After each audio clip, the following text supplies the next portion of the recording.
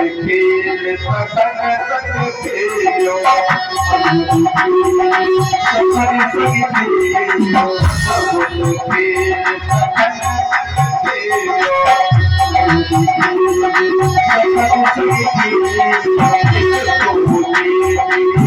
माटी को खेलो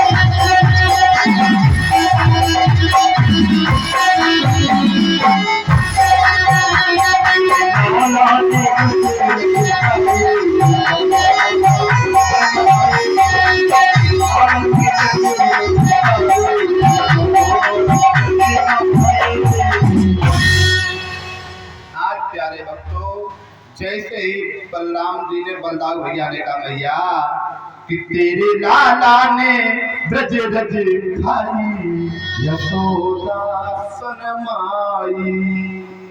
और जैसे ही मैया ने सुना मेरे लाला ने मिट्टी को खाया है इसलिए बलराम इसकी कड़ाई को पकड़े हैं।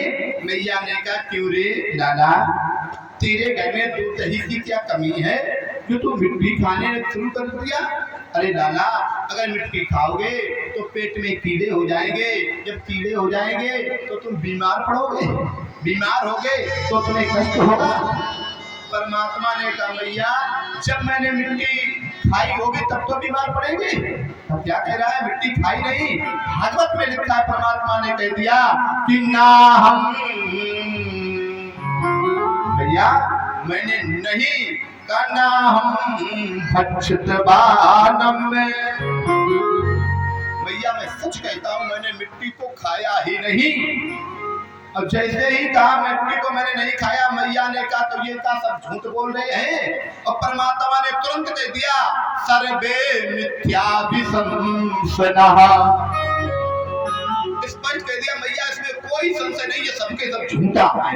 बलराम जी ने की मर गए इसलिए बिल्कुल उठा के मैंने क्या हमें झूठा साबित कर दिया। बलराम ने कहा मैया मैं सच कहता हूँ इसलिए मिट्टी को खाया है। मैं मैया तेरी सौगंध खाता हूँ कि मैंने देखा मिट्टी को खाते हुए मान नहीं रहा है। परमात्मा कहते मैंने नहीं खाई। हाँ सही है प्यारे, परमात्मा ने मिट्टी समझकर नहीं खा पाने किया, परमात्मा ने मिट्टी को समझकर नहीं खाया। परमात्मा ने ब्रज रज को इसलिए चखा था कि इस ब्रज में ऐसी कौन सी शक्ति है कि मुझे गोलोक धाम छोड़कर ब्रज धाम में आना पड़ा। ये शक्ति को वो देख रहे थे, उन्होंने मिट्टी समझकर नहीं खाया। बलराम जी कह रहे मिट्टी खाई और अगर ये कहते ब्रज रज को खाया है तो परमात्मा मना नहीं कर सकता था।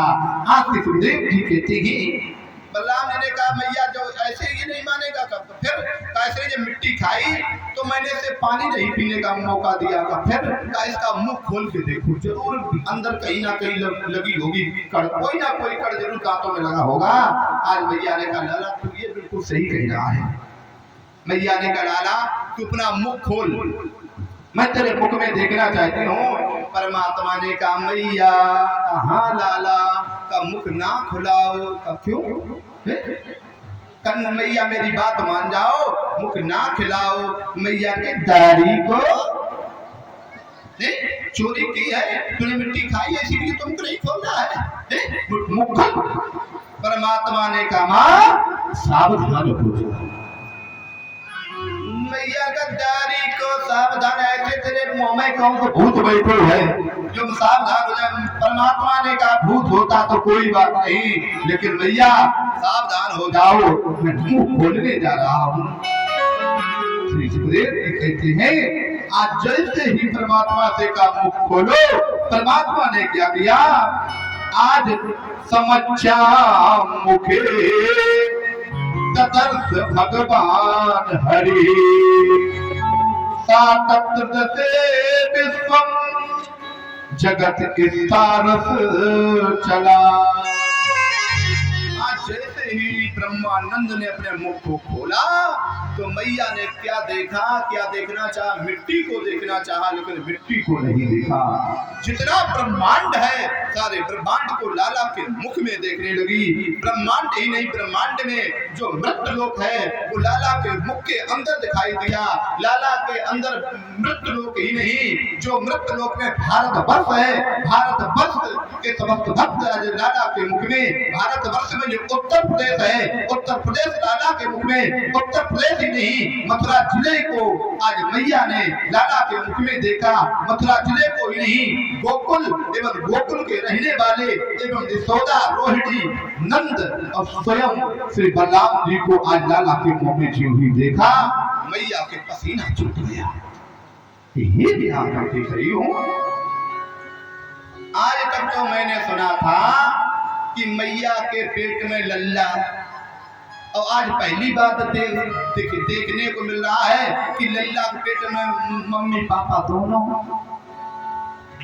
आज सुखदेव जी कहते हैं राजा परीक्षित, आज मैया सोचने लगी कि जो नहीं देखा नहीं सुना, और जो मन हो न समाए, अत विचित्र देखत कवन संशय मन हो न जाए। ऐसा हो ही नहीं सकता है, लेकिन अब संशय नहीं जा रहा कि ये सही है कि गलत है।